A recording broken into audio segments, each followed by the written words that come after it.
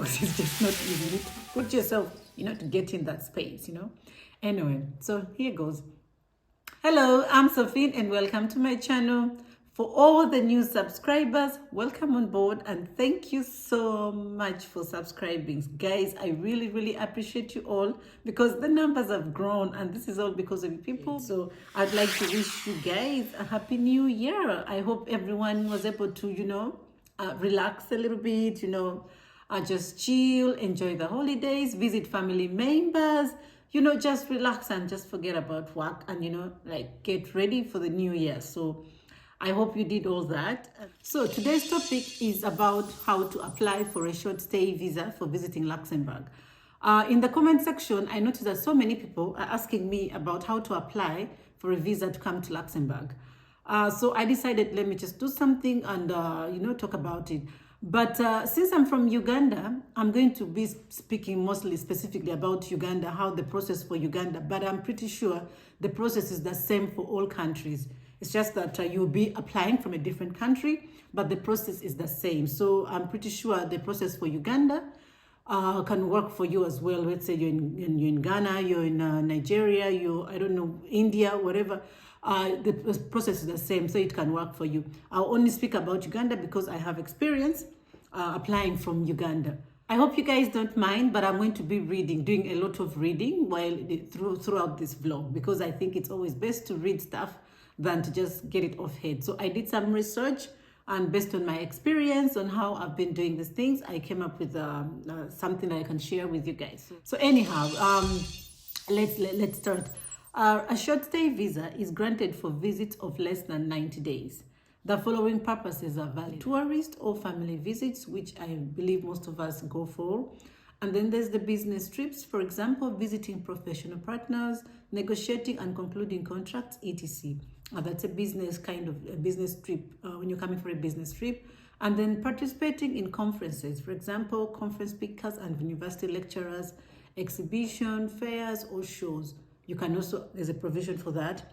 Then the other is the participating in board of directors meetings and general meetings. For example, you're a director and you need to come for a meeting. So there's that provision for that as well. Then providing services within the same business trips. So these are the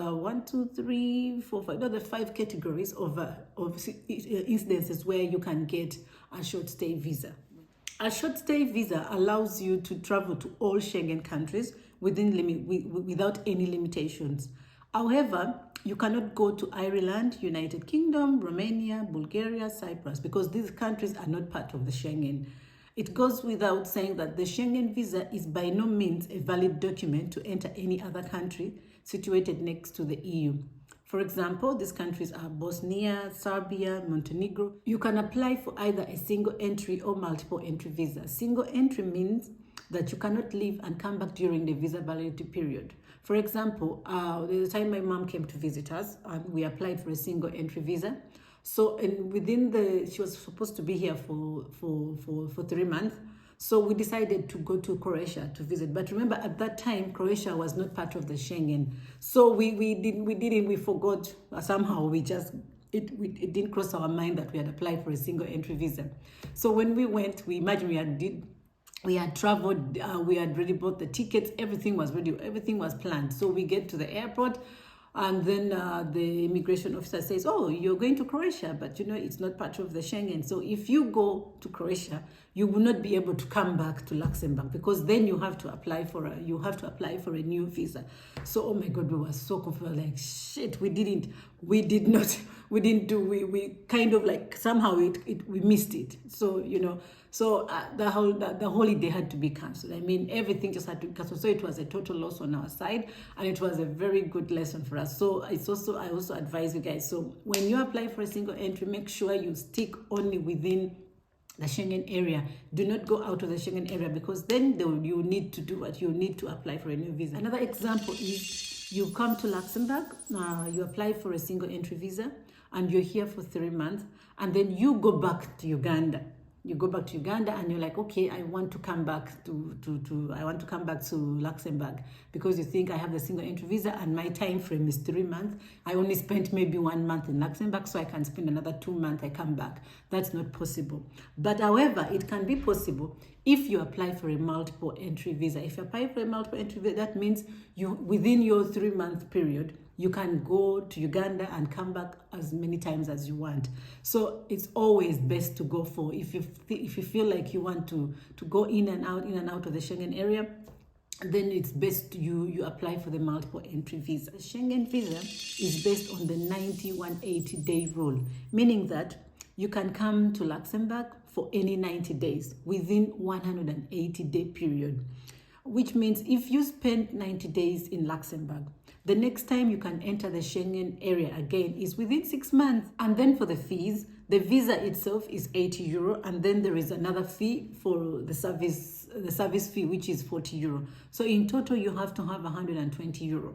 So remember, I mentioned to you guys that in Uganda we do not have the Luxembourg embassy, so they work with the Belgian embassy to do their visa application.